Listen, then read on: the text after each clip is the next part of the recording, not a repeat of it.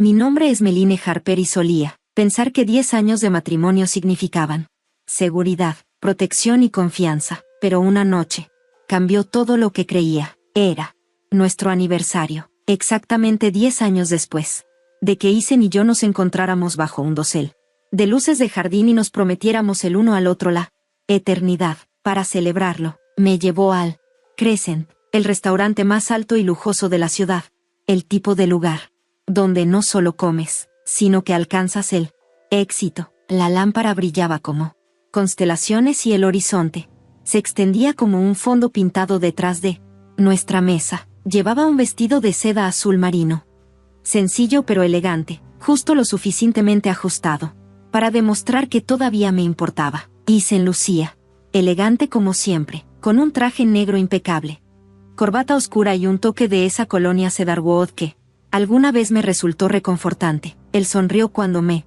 senté frente a él, pero su sonrisa no llegó a sus ojos. «Feliz aniversario, Mads», dijo, levantando una copa de Cabernet. «A nosotros», respondí, chocando su copa con la mía, pero incluso entonces algo no iba bien. Era un sutil cambio en su energía. Su voz era suave, casi ensayada, pero tensa por dentro, como una cuerda de violín. Demasiado tensa. Miraba su teléfono más que a mí. Sus dedos tamborileaban sobre la mesa, mientras intentaba preguntarle sobre su día. Quizás solo estaba cansado, quizás le estaba dando demasiadas vueltas, pero en el fondo, sabía la verdad. Algo no iba bien desde hacía meses. Llamadas nocturnas que él ignoraba, como emergencias de clientes, reuniones de fin de semana, que surgían en el último minuto, una creciente frialdad en su tacto, como si el hombre que una vez se quedó despierto toda la noche ayudándome a diseñar mi primera presentación hubiera desaparecido. Esa noche, bajo el resplandor de ese horizonte perfecto, me sentí más sola que nunca en nuestros 10 años juntos. Aún no sabía qué tenía planeado, no sabía que esta noche terminaría en un hospital ni que una copa de vino cambiaría nuestras vidas para siempre, pero sabía que algo no iba bien. Y tenía razón. Mirando hacia atrás, las señales estaban allí. No eran ruidosos ni obvios. Eran cosas silenciosas y sigilosas, fáciles de descartar, más fáciles de excusar, pero eran reales. Isen y yo siempre habíamos sido una pareja poderosa a los ojos de los demás. Dirigía una empresa de inversiones con una oficina reluciente y trajes de diseñador. Construí mi agencia de consultoría desde cero. La gente nos admiraba porque creía que lo teníamos todo resuelto y, durante un tiempo, así fue, pero durante el último año, las cosas habían cambiado. Isen se distrajo y estuvo menos presente. Todo empezó con pequeñas llamadas equivocadas, respuestas vagas sobre dónde estaba y por qué llegaba tarde. Me dije a mí mismo que simplemente estaba bajo presión. Grandes clientes, plazos ajustados. Yo conocía demasiado bien ese mundo. Aún así, no podía quitarme la sensación de que estaba viviendo con un extraño. Se sentaba a la mesa y apenas tocaba su comida, revisando su teléfono como si guardara un secreto que no podía compartir. Cuando le preguntaba sobre su día, sus respuestas eran cortantes y cautelosas. Lo mismo de siempre, decía encogiéndose de hombros. Ya sabes cómo es, pero no lo hice. No precisamente. La intimidad que antaño teníamos. Conversaciones nocturnas. Escapadas espontáneas de fin de semana e incluso pequeños rituales, como cocinar juntos los domingos, habían desaparecido. En su lugar había silencio. O peor aún, cortesía. Una vez le pregunté si algo andaba mal. Levantó la vista de su computadora portátil, me dio una sonrisa hueca y dijo, no, cariño, solo estoy cansado. Pero pude verlo en sus ojos. Él no estaba cansado, él estaba en otro lugar, emocionalmente ido. Hubo un momento, unas semanas antes de nuestro aniversario, en que encontré un segundo teléfono en su bolso de gimnasio. No estaba cerrado con llave, pero cuando lo abrí, estaba limpio, sin contactos, sin mensajes, nada más que una pantalla de inicio. Quería creer que no era nada. Quizás estaba tratando de separar el trabajo y la vida personal. Quizás ni siquiera era suyo, pero mi instinto me decía lo contrario. Esa noche me quedé despierto, a su lado, mirando al techo y preguntándome cómo habíamos llegado hasta allí, 2 personas, bajo el mismo techo, viviendo 2 historias diferentes, y aún así no me fui, no hice las preguntas difíciles. Quería creer en nosotros. Creo que esto fue solo una etapa, un momento difícil. Pero a veces lo que llamamos una mala racha es en realidad solo el principio de un final. Me disculpé a mitad de la comida, alegando que necesitaba refrescarme. En realidad, solo necesitaba espacio. La tensión en la mesa era insoportable. Como estar sentado frente a una máscara que antes amaba. El pasillo fuera del comedor estaba tranquilo, iluminación tenue, suelos de mármol pulido y una suave melodía de jazz sonando en el techo. Me apoyé contra la pared por un momento y cerré los ojos. Mi corazón latía aceleradamente y ni siquiera sabía por qué. Fue entonces cuando oí que alguien decía mi nombre. No mamá o perdón, sino mi nombre real, señora Harper. Me giré. Era la camarera que nos había estado atendiendo toda la noche. Ella parecía tener apenas 20 años. Su cabello oscuro estaba trenzado y recogido cuidadosamente. En su etiqueta con el nombre se leía Sara, pero ahora su expresión era diferente, tensa, seria. Miró nerviosamente a su alrededor, antes de acercarse.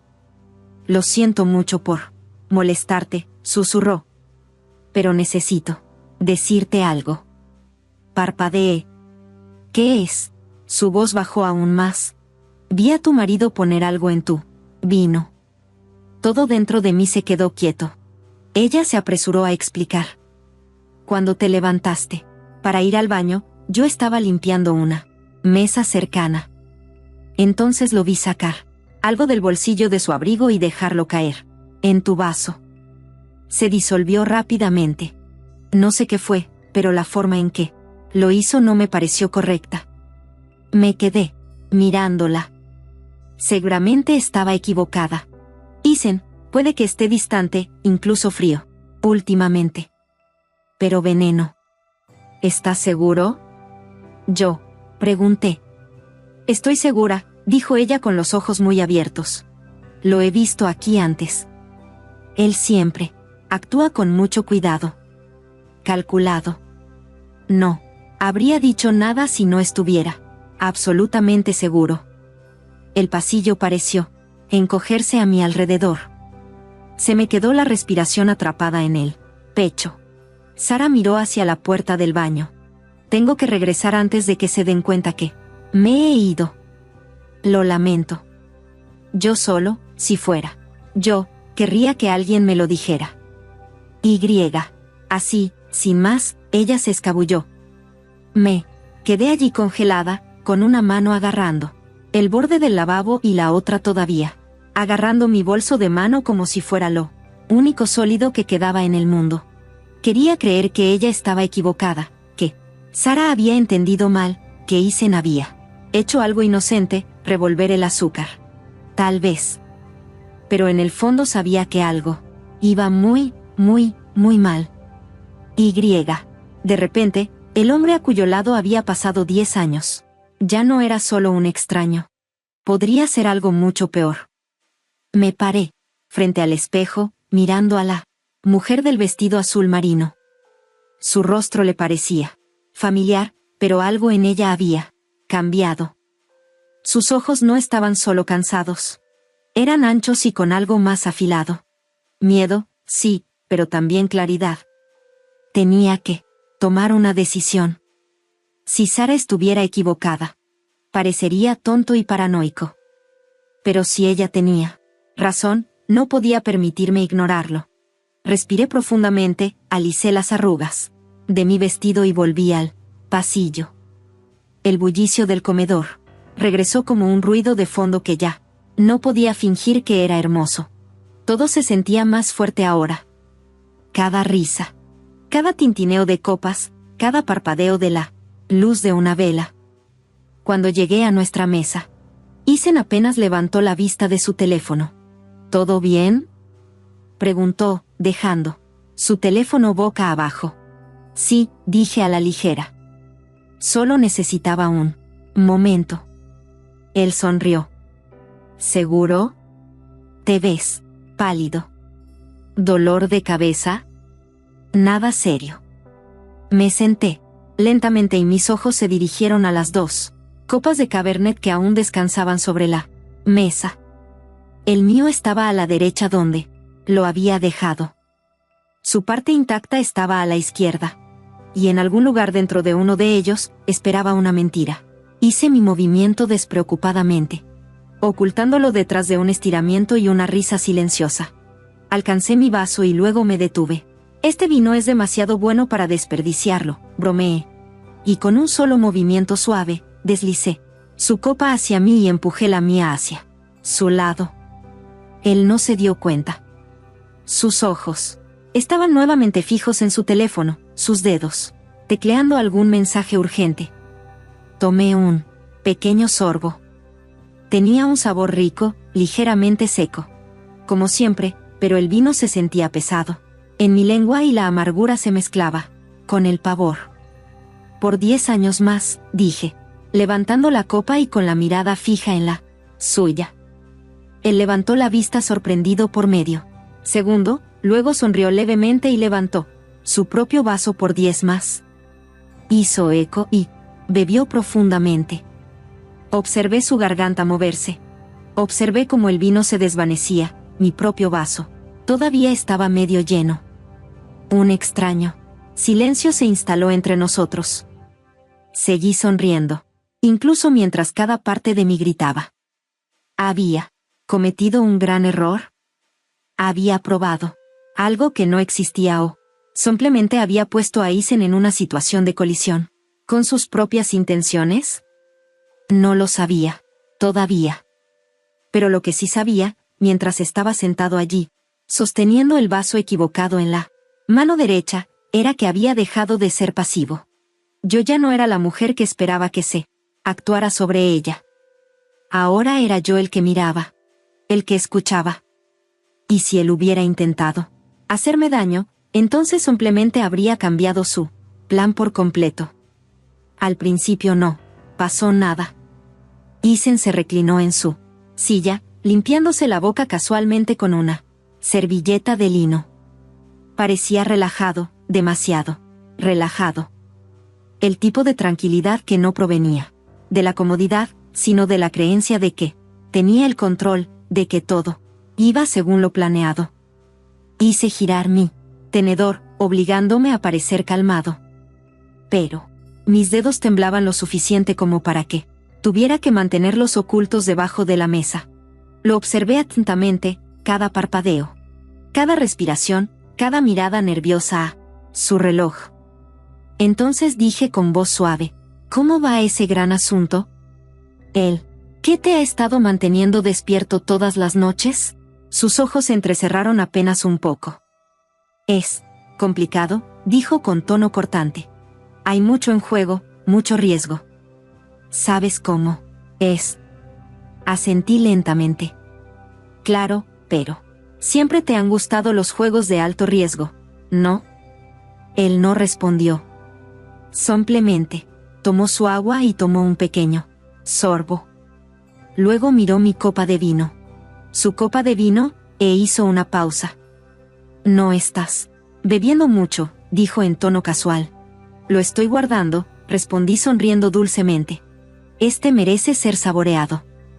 Sus dedos tamborilearon nuevamente contra la mesa. Más rápido esta vez, luego más lento, luego se detuvieron por completo. Pasaron unos segundos, luego tosió, solo una vez, seco, rápido, de nuevo. Otra vez, y otra vez, mi corazón latía con fuerza en mi pecho cuando él llevó su mano a su frente. ¿Estás bien?, pregunté con la voz firme a pesar de la tormenta dentro de mí. Sí, murmuró, simplemente cansado. Pero no parecía cansado. Su rostro había perdido el color. Una fina capa de sudor se acumuló en la línea del cabello. Sus ojos parpadearon rápidamente y estaban desenfocados. Su mano temblaba mientras intentaba alcanzar su vino, mi vino, pero falló. El vaso se inclinó y se derramó sobre la mesa como sangre oscura sobre un mantel blanco. Isen, me puse de pie rápidamente. Las patas de la silla chirriaron contra el suelo. Él gimió, desplomándose hacia adelante. Su cuerpo se hundió como si las cuerdas hubieran sido cortadas. Alguien jadeó detrás de mí, un camarero. Dejó caer una bandeja, el comedor quedó en silencio. Y de repente todas las miradas estaban centradas en nosotros. Llama al 911. Grité. Sara apareció de la nada. Su rostro pálido como la tiza. Ella miró a Isen y luego a mí, el hombre que se desplomó en la mesa con mi esposo durante 10 años no. Solo estaba enfermo, él se estaba desmoronando, y yo sabía sin lugar a dudas que el vaso que él había destinado para mí lo había traicionado. Su plan acababa de fracasar y yo apenas había sobrevivido. La sala de urgencias estaba fría, no en temperatura sino en espíritu, una especie de quietud que hacía que el tiempo pareciera suspendido. Me senté sola en una silla de plástico. Mi vestido de seda azul marino estaba arrugado y manchado con Cabernet, el mismo vino que casi acaba con mi vida. Todo parecía distante, el zumbido de las luces fluorescentes, el zumbido de una máquina expendedora, un presentador de noticias locales, murmurando desde un televisor montado en la pared que nadie estaba mirando.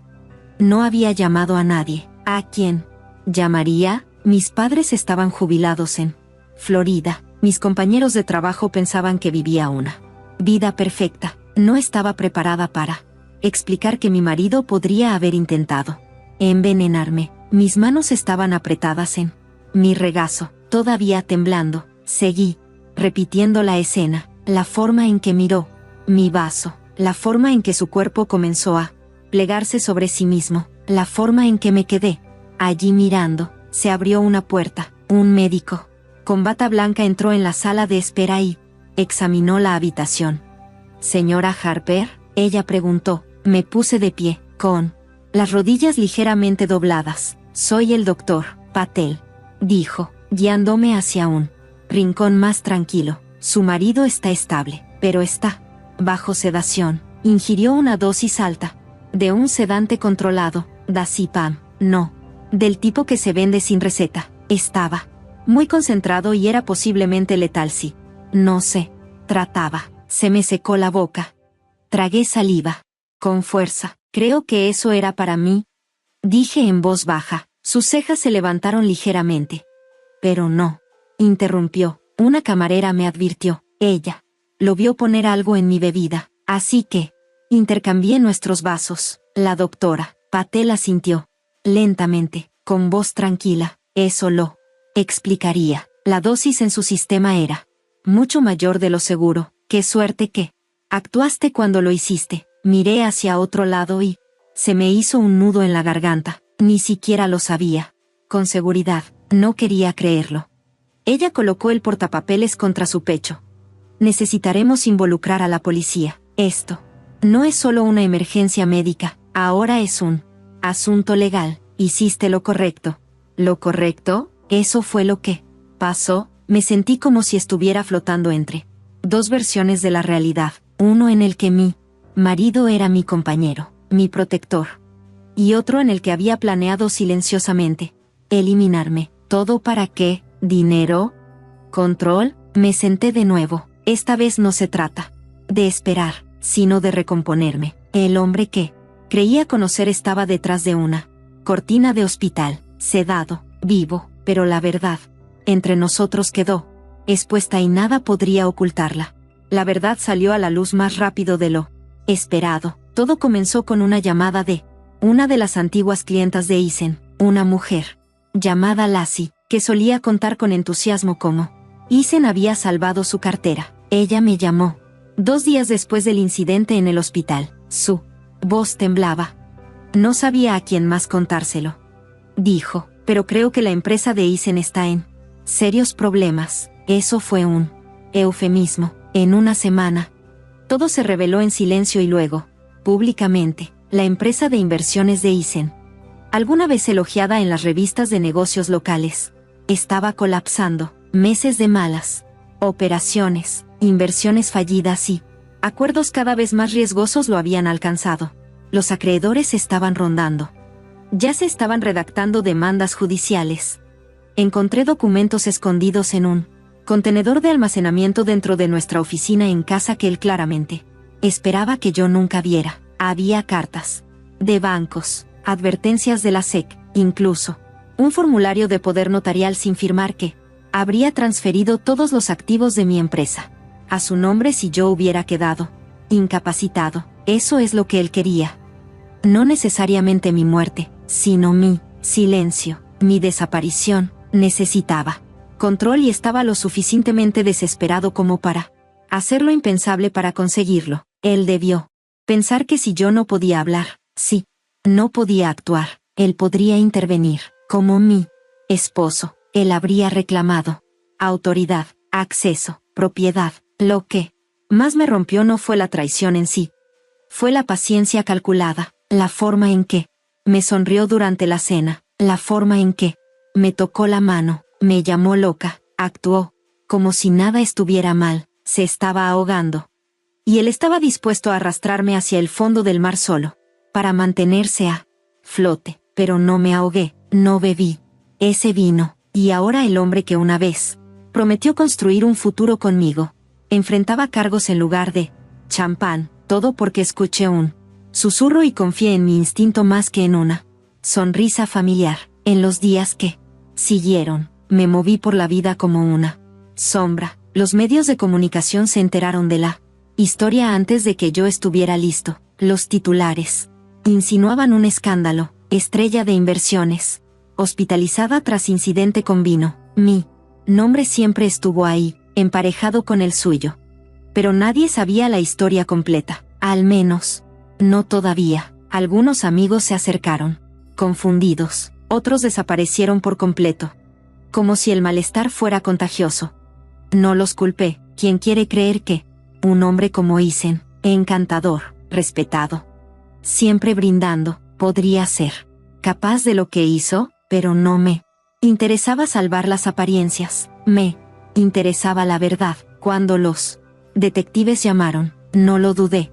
Les conté todo, desde la advertencia de Sara hasta el interruptor de cristal, desde los documentos ocultos hasta el contenedor de almacenamiento lleno de secretos. Lo entregué todo en correos electrónicos, notas e incluso en mis propios diarios. Eisen fue acusado de intento de envenenamiento, entre otros delitos relacionados con el fraude financiero.